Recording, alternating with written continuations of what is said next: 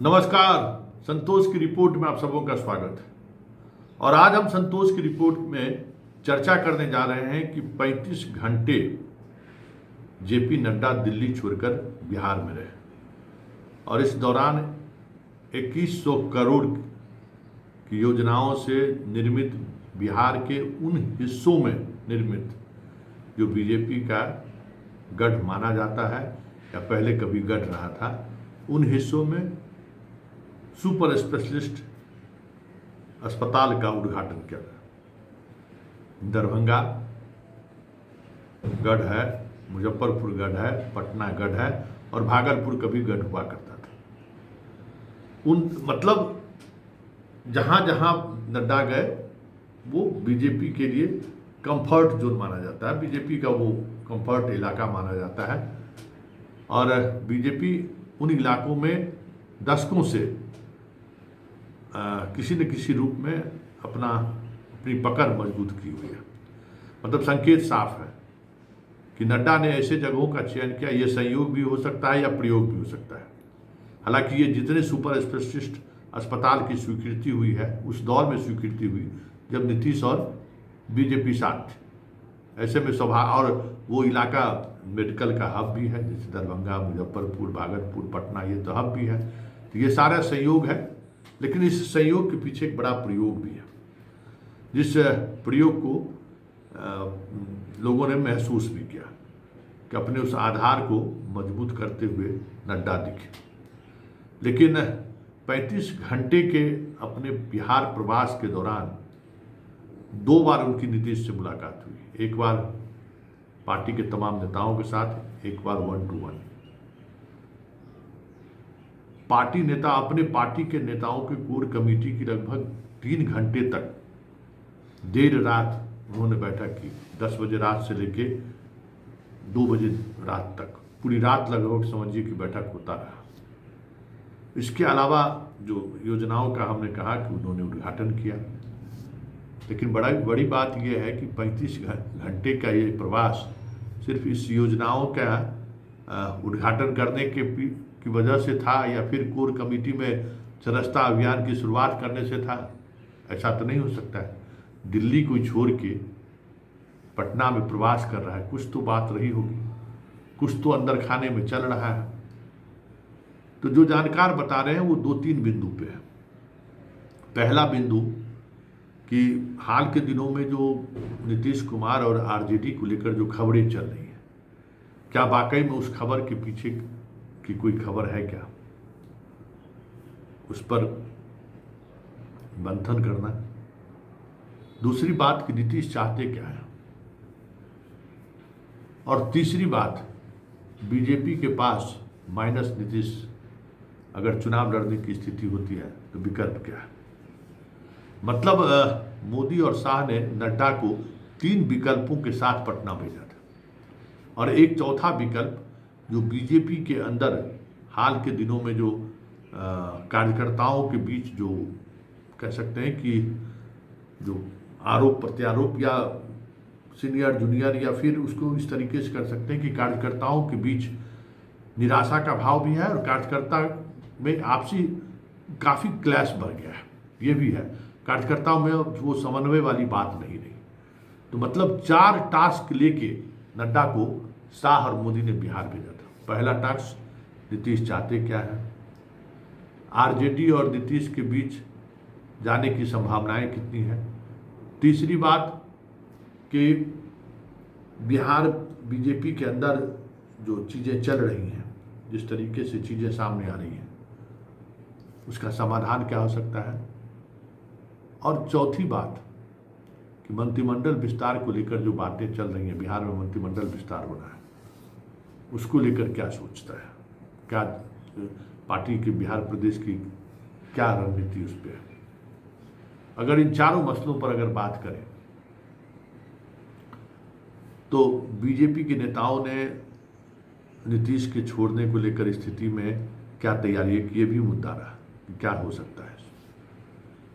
देखिए, नीतीश कुमार से उनको 1 to 1 जो बातचीत हुई, उस बातचीत में नीतीश कुमार ने 1 लाख करोड़ की योजनाओं का चिट्ठा जो है उनको थमा दिया है। और कहा कि जाकर निश्चिंत रहिए, कोई राजनीतिक डेवलपमेंट बिहार में नहीं होने वाला है और हम आपको कहते हैं कि निश्चिंत रहिए हमारी तरफ से।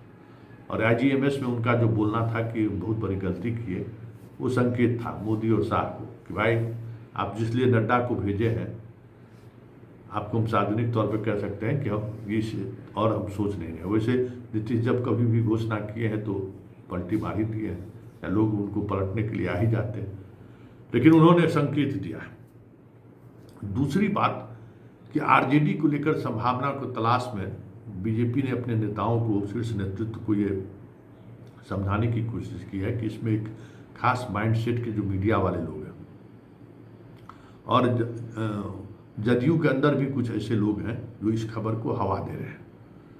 और कहीं न कहीं आरजेडी भी ज़रूरत से ज़्यादा बेचैन है कि हम 2025 के चुनाव से पहले साथ अगर आ गए तो हम बेहतर रिजल्ट दे सकते हैं।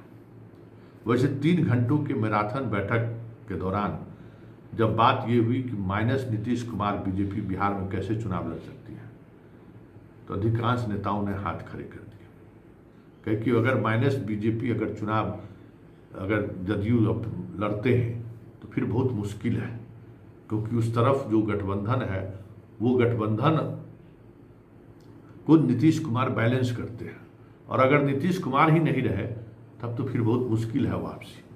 मतलब दो टूक, मतलब कोई ऐसा भी नहीं है कि किसी ने मुझ प्रस्ताव देकर कहा होगा कि नहीं नहीं चल भी जाएंगे तो देख लिया जाएगा, ये स्थिति नहीं रही। एकदम गंभीरता के साथ लोगों ने कहा कि तब फिर बहुत मुश्किल होगा बिहार में वापसी करना, नए तरीके से चीज़ों को देखना होगा।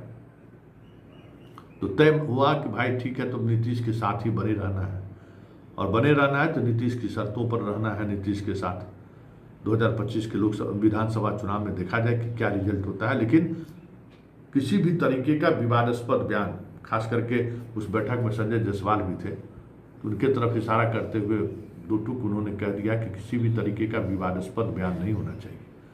नीतीश को कभी ऐसा नहीं लगे कि नीतीश जो है सो असहज महसूस कर रहे हो। विजय सिन्हा और सम्राट चौधरी और संजय जायसवाल को मतलब सीधे सीधे तौर पर, सांकेतिक तौर पर उन्हें आदेश ही समझिए, उन्होंने कह दिया कि कोई भी बयान ऐसा नहीं आना चाहिए जिससे नीतीश आहत महसूस करे। बयानबाजी सरकार पर कीजिए, सरकार के डेवलपमेंट, सरकार की योजनाओं पर कीजिए और श्रेय नीतीश को दीजिए। जब बात श्रेय की हो तो नीतीश को श्रेय मिलना चाहिए, इस बात का ख्याल रखिए। यही वजह है कि दरभंगा में जब नड्डा भाषण दे रहे थे तो श्रेय तो उन्होंने मोदी को दे दी, लेकिन अचानक लगा कि अरे ये तो हम अपने ही लाइन से जो है सो हट रहे हैं, तो तुरंत नीतीश कुमार के बारे में 10 सेकंड तक चुप रहे। नीतीश कुमार को हम क्या श्रेय दें, तो उन्होंने कह दिया कि नीतीश प्रशासक, बेस्ट प्रशासक है, क्योंकि वो मोदी को दे चुके थे। दरभंगा वाले कार्यक्रम में देखेंगे तो देखेंगे कि किस तरीके से असहज हो गए। इस बात को केंद्रीय नेतृत्व भी कहीं न कहीं आत्मसात कर रहा है कि बिहार को लेकर श्रेय की बात जब कभी हो तो हम लोग नीतीश कुमार को श्रेय दें। तो ये समझिए कि जेपी नड्डा के बिहार आगमन के बाद मतलब पूरी तौर पर बीजेपी नीतीश कुमार के सामने आत्मसमर्पण की स्थिति में रहेगा। 2025 में साथ चुनाव लड़ना है, ये बातें गांठ बांध कर रख लीजिए और इसको अमलीभूत करना है, इसको एकदम जारी रखना है।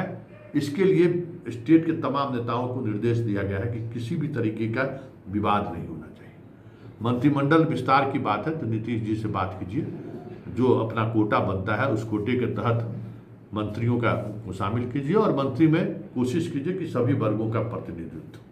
हालांकि संगठन को मजबूत करने, पुराने लोगों को भी साथ लेने की बात जिस वक्त वो कर रहे थे, उसकी सुबह ही अश्विनी चौबे का बयान आता है कि भागलपुर में मेरे जैसे लोगों को निमंत्रण तक नहीं मिला है। मतलब संकेत साफ है कि कहीं न कहीं बीजेपी के अंदर असहजता है। वर्तमान जो नेतृत्व, पार्टी का नेतृत्व कर रहे हैं, उनको लेकर सहज बीजेपी नहीं है।